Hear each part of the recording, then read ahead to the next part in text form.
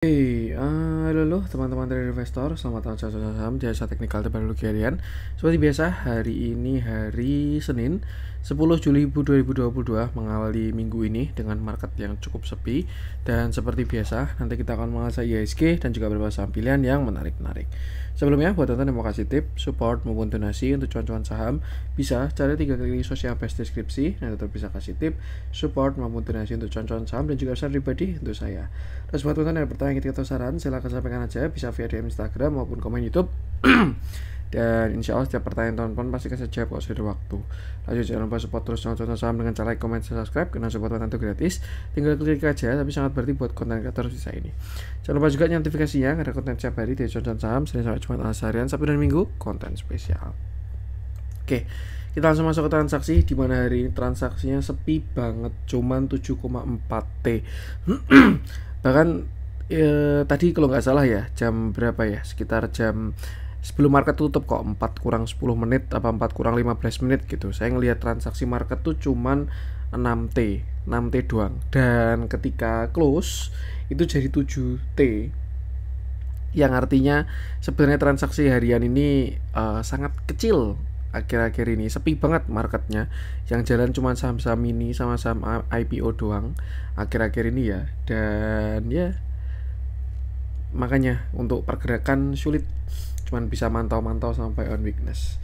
Dan pergerakan asing hari ini mulai net buy 169 miliar, dominan di pasar reguler 224 miliar, sedangkan di pasar nego net sell 55 miliar. Market semuanya hijau, IHSG juga di regional ya, cuman tipis banget untuk IHSG. Dan kita langsung masuk ke saham-saham yang dibeli asing dulu. Ada BBRI 121,8 M, BBCA 40,3 miliar, Gudang Garam 33,2 miliar, Astra 25 miliar, Unit Tractor 10 miliar, ITMG 16 miliar, Telkom 14 miliar, Unilever 10 miliar, CTRA 10 miliar, SSIA 9 miliar, Bank Mandiri 9 miliar, KLPF 8 miliar, BRMS 6 miliar, Pakuwon 6 miliar, Akra 5 miliar, Cepin 5 miliar, Indosat 5 miliar, Hil 5 miliar, Mapi 5 miliar, Bumi 5 miliar, Midi 4 miliar, Imas 4 miliar, Elsa 4 miliar, Cuan 3 miliar, Harta 2 miliar, Adaro 2 miliar, JSMR 2 miliar, dan Mayora 2 miliar juga. Kita masuk ke saham-saham yang jualan asing. Ada NCKL 14 miliar, SM Gear 12 miliar, INDF 12 miliar, MNCN 11 miliar, Antam 9 miliar, INTP 8 miliar, NSP 5 miliar, Pegas 4 miliar, BPNI 3 miliar, Alfamart 3 miliar, INKP 2 miliar, Film 2 miliar, MTEK 2 miliar, MBMA 2 miliar, Mika 2 miliar, BTPS 1 miliar, Tower 900 juta, Inco 500 juta, ICBP 300 juta, dan NSSS 44 juta. Oke, sekarang kita langsung masuk ke analisa teknikalnya IHSG dulu, melanjutkan konten kemarin ya, di mana ada reject di resist. Hari ini sebenarnya sempat menguat dulu IHSG ini. Saya kira bakalan break ya market hari ini. Cuma kalau kita lihat rejectnya masih kuat di resist. Dan ya shadownya masih lebih panjang daripada candle. Agak kurang oke sih memang. Tapi satu hal yang oke adalah transaksinya kecil. Artinya kalau kita asumsikan ini adalah candle koreksi, volumenya kecil, itu kan bagus seperti itu. Dan ya itulah, karena kita masih berada di area resist. Simpelnya market hari ini masih belum beda jauh sama kemarin ya, karena memang masih kejedot 0,5 di 67360 ini, dan selama belum break ada arah untuk retracement terlebih dahulu. Untuk support terdekatnya di 6700, baru nextnya itu di area 6650 seperti itu. Mungkin kita bisa gunakan low kemarin ya, itu 6711 sebagai konfirmasi. Kalau dia jebol area tersebut 6711, maka ada arah market akan koreksi terlebih dahulu seperti itu dengan support-support tadi. Dan ya selama market masih sepi ya, transaksinya di bawah 10T lah. Transaksi di bawah 10T bakalan agak berat untuk kita cari trading harian. Lebih ke arah ya intinya beli terus diemin aja seperti itu. Jadi ya mungkin kita bisa sambil menunggu kesepian ini, semoga segera rame lagi lah market IHSG. Dan itu aja, perhatikan area tadi, jangan lupa selalu batasi resiko. Kita langsung masuk beberapa saham pilihan. Saya pengen mulai dari yang dijualin asing dulu. Kita cari yang spreadnya lebar. Saya pengen bahas MTEK yang hari ini masuk dijualin asing juga. Oke, kita bahas MTech di mana hari ini MTech turun 2%, candlenya solid, volumenya pun juga tidak terlalu besar tapi kalau dari segi volume. Nah, sebelum kita bahas kita bahas MTech, kita perhatikan pada price action di mana terakhir MTech ini bottom di area supportnya di sekitar 690. Area tersebut adalah area low dan juga selain itu ada moving average kalau nggak salah ya yang sudah berhasil golden cross di area tersebut. Nah, ini dekat EMA 20 lalu kena dia reject seperti itu. Lalu dia naik sampai sini 765. Cuman yang agak disayangkan adalah MTech gagal breakout 765 ini ya. Karena ini adalah area resist, dia gagal break dan sekarang dia sedang koreksi ke 720. Nah, sebenarnya saya masih ada dua view ya untuk MTech ini. Dimana kalau view bullish kita pakai setup falling wedge, targetnya masih sama. 890 sampai 1000. Ini target falling wedge-nya MTech minimal lah. Bahkan kalau misalkan pakai falling wedge harusnya memang di sini nih sekitar 1100 karena ke start di mana wedge-nya dimulai seperti itu. Itu kalau untuk view optimisnya ya, view bagusnya. Tapi untuk view jeleknya adalah ya kalau misalkan MTech jebol dari 690, saya rasa MTech bakalan kurang bagus karena dia memiliki structure lower low, high low, lower high, lower low. Dan kalau misalkan dia breakdown sampai 675, maka dia bakalan retracement terlebih dahulu. Untuk area support saya rasa yang kuat masih di sini 620 sampai 640. Jadi kalau misalkan dia jebol dari 675, saya rasa ya worst case-nya ada arah ke sekitar sini. Kalau jebol dari 675 seperti itu. Nah, tinggal kita tunggu aja karena kira-kira yang akan terkonfirmasi oleh market apakah breakout. Kalau view bullish tadi syaratnya adalah MTech harus breakout area 790. Itu kalau view bagus ya. Kalau view jelek adalah jebol 675. Jadi gunakan area tersebut sebagai patokan dari si MTech seperti itu. Kita lihat dalamnya terjadi distribusi beberapa waktu kebelakangan ya. Cukup konsisten, ini juga mencoba reversal tapi masih belum dikasih konfirmasi. Dan ya itu untuk MTech, yang penting sama batasi resiko aja. Saya lanjutkan, saya pengen coba cek si BTPS deh, yang hari ini juga lumayan 2%. Oke, ini masih melanjutkan view kemarin sih. Hari ini BTPS turun 2,25%, candlenya solid, volumenya pun juga besar ya. Ini view terakhir di mana dia berhasil breakout dan menguat ke area resistnya, yaitu di area 2330. Ada reject dan retracement adalah sesuatu yang sangat wajar. Dan sekarang dia sedang menuju ke area retracementnya. Area retracementnya adalah area 2100 sampai area 2070. Bahkan sebenarnya sampai 2000 pun masih nggak jelek. Jadi BTPS ini turun sampai 2100 sampai 2000 saya rasa masih oke. Dan di sana dia berpotensi membentuk yang namanya inverted head and shoulder. Shoulder kiri, head, lalu calon shoulder kanannya tinggal bottomnya di mana belum ada yang tahu seperti itu. Artinya ini masih berjalan skenario inverted head and shoulder dan bakal gagal kalau dia jebol 2000. Kalau dia jebol 2000, saya rasa next stop adalah di 1950 dan juga 1860. Itu jadinya same low ya. Nanti bisa jadi double bottom. Tapi selama dia nggak jebol 2000 masih ada potensi dia membentuk inverted head and shoulder. Seperti itu. Konfirmasinya adalah ketika dia break 2330 dengan target di area 2700. Kalau inverted head and shoulder-nya jadi. Jadi ini masih potensi untuk saat ini. Alangkah baiknya diperhatikan dulu area-area krusial tadi apakah ada respon atau tidak. Kita lihat dalamnya untuk transaksi hari ini BTPS. Tidak terjadi akumulasi yang konsisten ya, bahkan cenderung distribusi yang sangat konsisten dari BTPS. Kemarin waktu naik sempat ada beberapa kali akum, cuma untuk sekarang hari ini terjadi transaksi yang kurang bagus. Ya simpelnya ikuti price action aja dari 2100 sampai 2000, perhatikan situ. Kalau ada rebound harusnya cakep BTPS. Tapi kalau nggak ada rebound, nah berarti dia bakal ke support selanjutnya. Untuk BTPS saya lanjutkan, kita cek yang dibeli asing. Untuk hari ini yang jalan saham-saham properti ya, sektor yang manggung. Saya pengen bahas Pakuwon aja deh. Ini masuk ke yang net buy asing.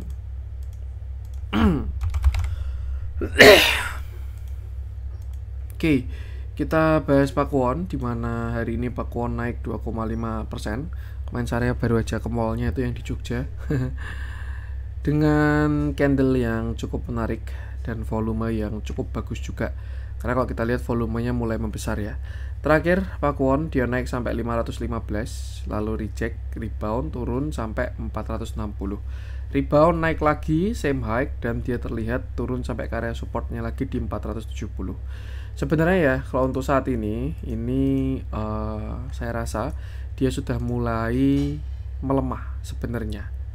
Selama dia belum ada breakout, trennya bakalan melemah dan sudah mulai membentuk uptrend channel pada slope yang lebih lemah. Sebelumnya kan kemiringannya kayak gini ya. Nah, kemiringannya kayak gini, ini dia mulai melemah seperti itu.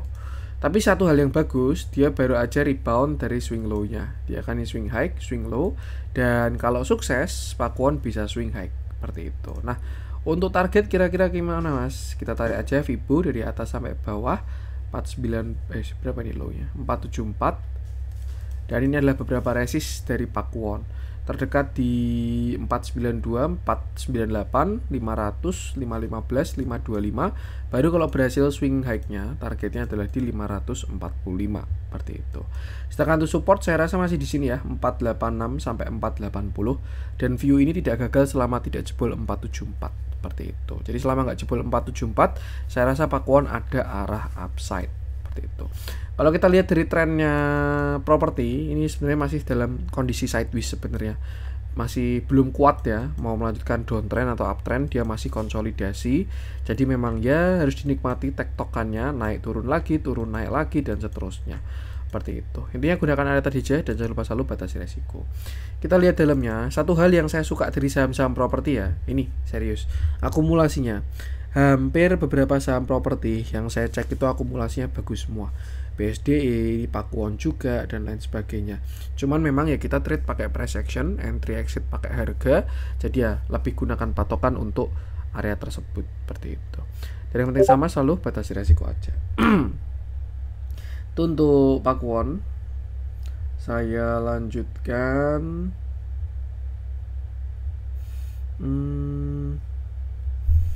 Ada CSMR belum lah.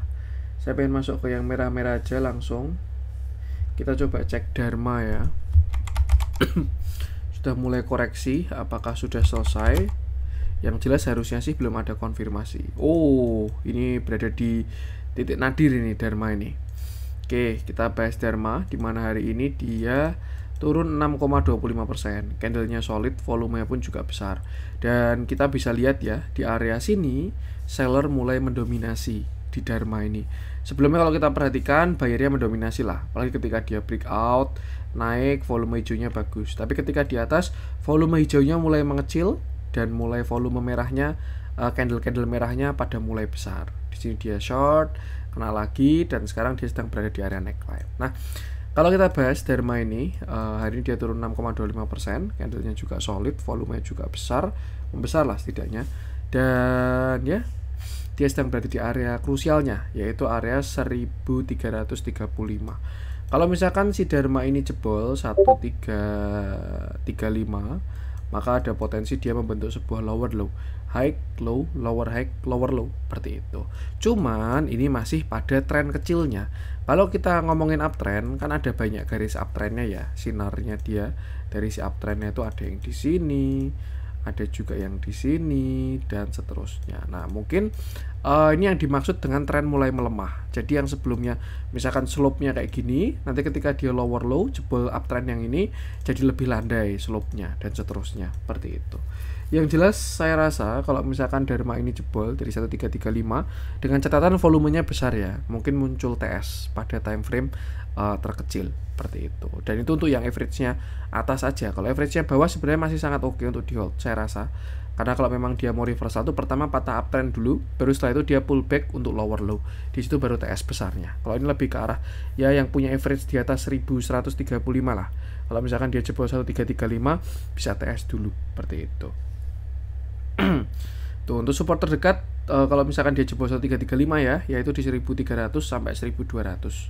Baru setelah itu di area 1160. Kita lihat dalamnya mulai terjadi distribusi big. Cuman kalau by price action memang masih sangat bagus. Jadi ya kita tunggu konfirmasinya aja. Mungkin dia trennya bakal melemah dulu. Dan yang penting sama, selalu batasi resiko. Gajah tunggal kemarin sudah kita bahas ya. Kalau teman-teman cari view gajah tunggal bisa cek video beberapa waktu lalu. Memang sudah masih on track.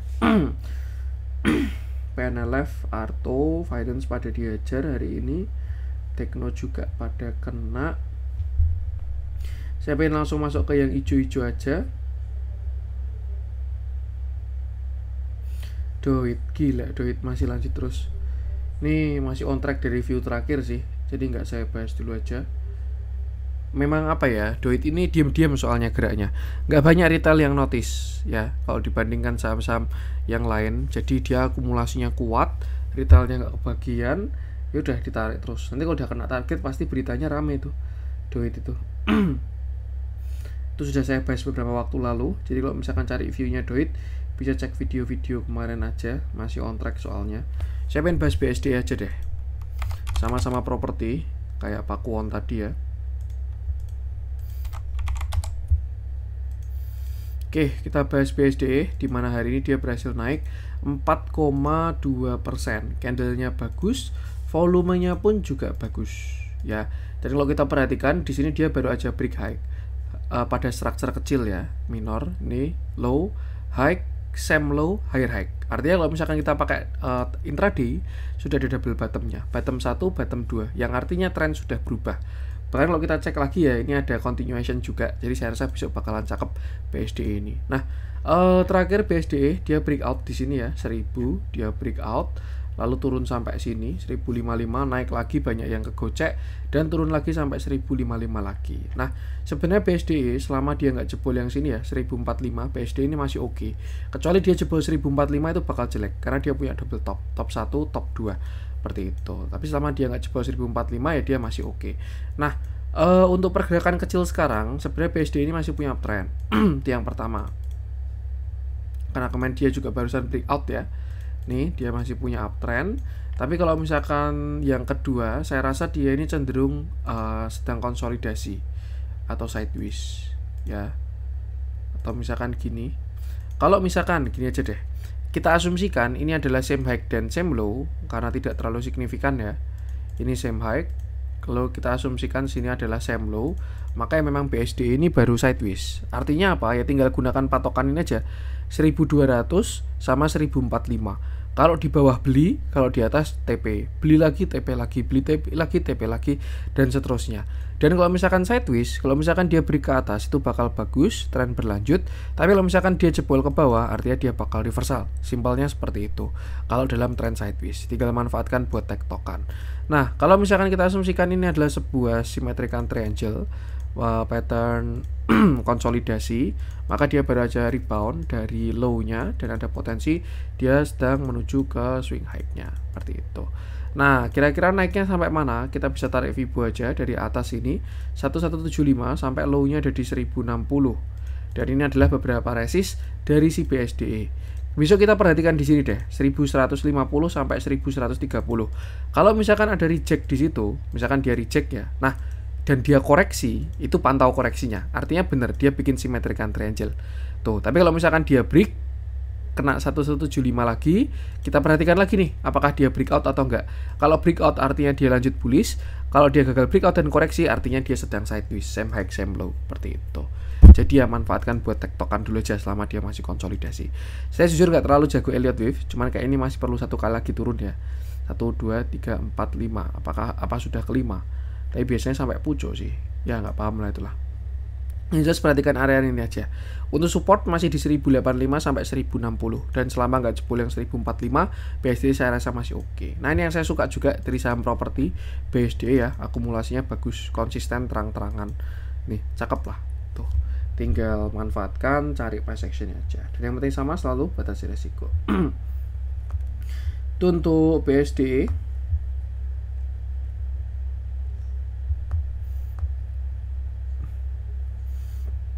Dan sepertinya untuk konten hari ini juga, karena yang lain juga pergerakannya mini-mini ya, marketnya cuman 7T transaksinya. Oke, sepertinya itu dulu.